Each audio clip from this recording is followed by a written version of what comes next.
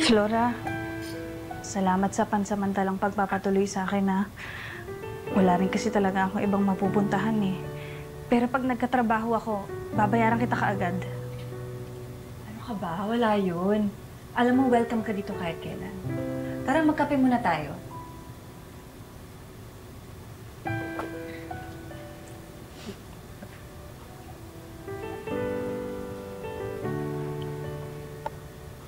Sayang, no? Walang kahit anong halamang gamot ang pwede ko ilagay sa mukha ko. Mamangiti ka na muna. Huwag mo muna isipin yun.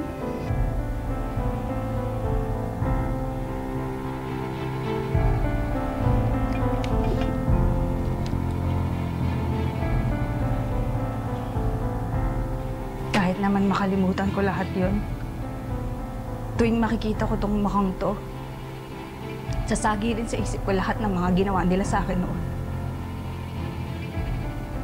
Alam mo, pag nagkapera ako,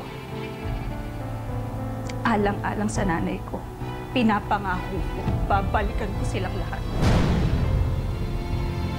Dahil sa kanila, nawala sa akin yung lahat. Tama si nanay.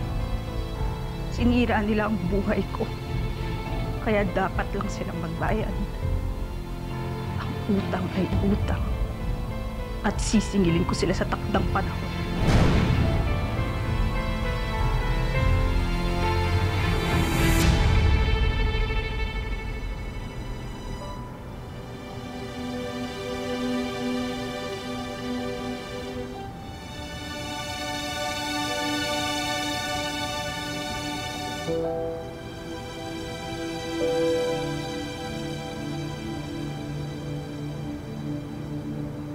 Wala namang masamang makiramay kahit sa hindi ka kilala.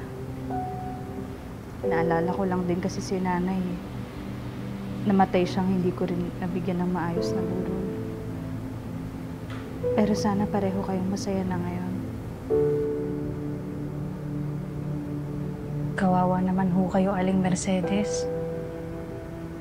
Niwan laman lang kahit isang nakalista na nakikiramay. Pero di bali, andito naman ho ako. Pagdadasal ko po kayo.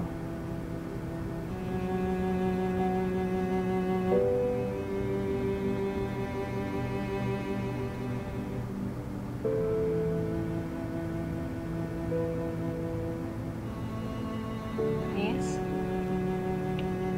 I'm Atty. Cinco, abogado ni Mrs. Regalo. Ako, sorry po kung pumasok ako nang walang paalam. Pero promise ho, wala po akong masamang intensyon. Pinagdasal ko lang po si Aling Mercedes. Maniwala po kayo. Huwag kang mag-alala. Wala rin akong balak na masama sa'yo. Ano mang pangalan mo? Ako po si Jasmine Santos. Miss Jasmine Santos. Ganito kasi. I know this is very unusual. Pero nangyayari. Ngayon na rin kasi ang libing ng kliyente ko.